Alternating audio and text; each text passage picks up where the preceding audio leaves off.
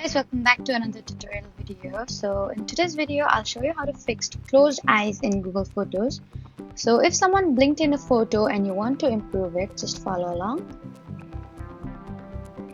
First, open the Google Photos app and select the photo you want to edit. Next, tap the edit at the bottom of the screen. If the photo is eligible, Google Photos may show AI editing suggestions such as best take. Tap Best Take and let Google Photos analyze similar photos taken around the same time. Then choose the face expression with open eyes and apply the changes. After that, review the edited photo and tap Save Copy if you're happy with the result. And if you don't see the Best Take option, make sure your Google Photos app is updated to the latest version. Also keep in mind that the feature is only available on supported devices and for eligible photos.